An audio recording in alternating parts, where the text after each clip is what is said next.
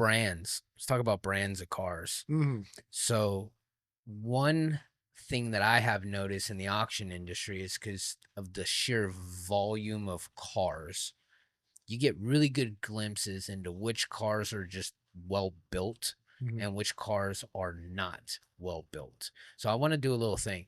I want to go around the table and I want you guys to name one brand you would not touch with a 10-foot pole. Okay. We're all gonna say And the same. and We're gonna say the same thing. and it could but- be brand or model too, but let's just give me something you would not touch, Okay. and then give me your top choice of brand model. And it doesn't have to be model if you don't want it to be, but let's just go around best and worst vehicles. Okay. Yeah. Me first? Yeah, Oh, yeah. well, I would never buy a Nissan Sentra. No Ever. Nissan ever. Okay. Ever. No. Bottom of the barrel. Bottom of the barrel. Okay.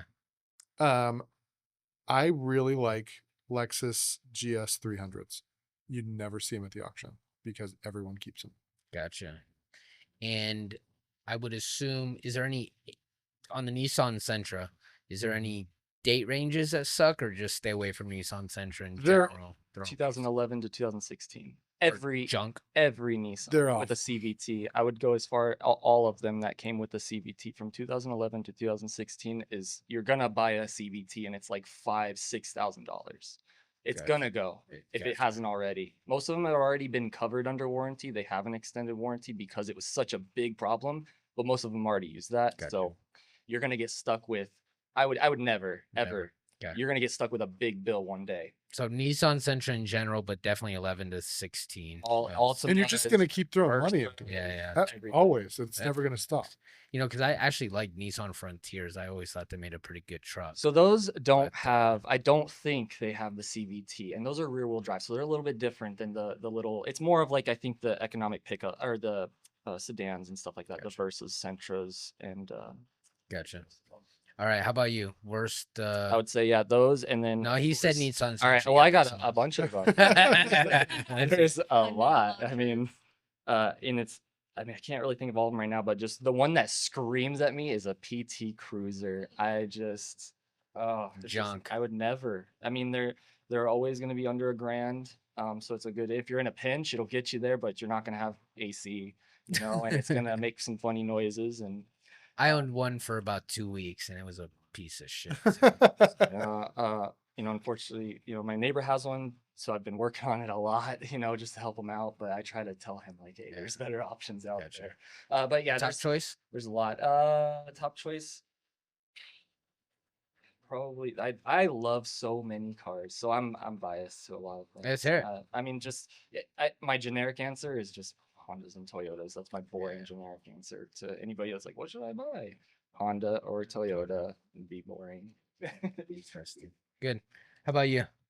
I Worst. kind of agree with Will. I almost never see like Lexus in the auction, so I feel like that's almost a car that everybody's just still holding on to. It's not made its way there yet, almost. And Lexus is made still- by Toyota, right? It's a Yeah. Toyota. It's a fancy. It's the fancy version of Toyota. So like Lexus is the reliability of a Toyota, but with- on the nicer scale. but the fancy side. Yeah. Nice. So So I'd say those are like top probably my favorites. and the worst one. Gosh, there's so many, but I mean, I love German cars, but I think that they're a pain in the butt to have to fix. So pretty much anything German, he loves. That's 'cause we daily BMW, them. So we daily like have issues with them, just like basic grievances that I would say, because I may detail them. So like, just bad engineering. Every single BMW after like what year is it with the sticky door handles, and then like just like nuances about that, but that's not necessarily like the way that the car works. It's just aesthetics about it Gotcha. that I more notice. I don't really notice the mechanical side of it. I am noticing all of the aesthetics about it. Gotcha. But I feel like the general consumer that's not interested in cars has almost like the same opinions that I do when going in and looking at these cars that don't have like a huge background of it.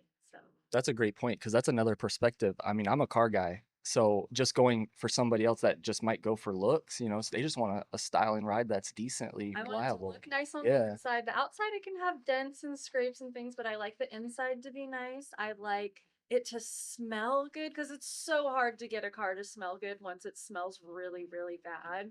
And then just like a basic, like either aux cord or Bluetooth at that point, just simple things like that. As like if I'm just looking for a daily driver, I want it to look okay enough to where like maybe people aren't going to be like, wow, that's driving down the road, but not enough for it to be like, people are like, oh wow, that's a nice car, Sure. to care enough Sure. to say it's a nice car. So It's funny you mention the aesthetics because I had a 2003 GMC truck, just a extended cab 1500, and like that thing ran so well.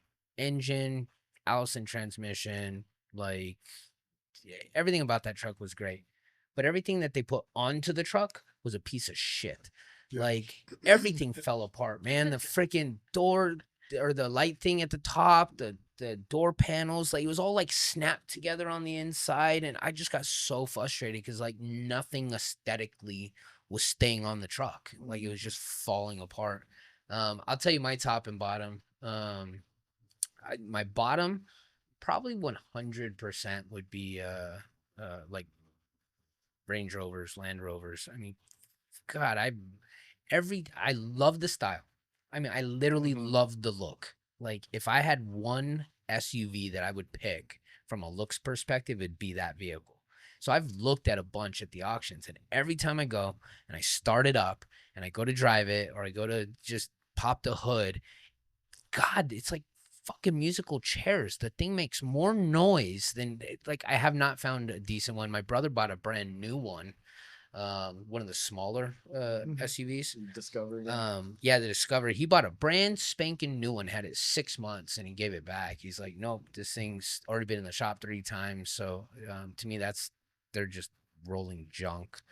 My favorite car sounds dumb, but it's literally early 2000s Buicks.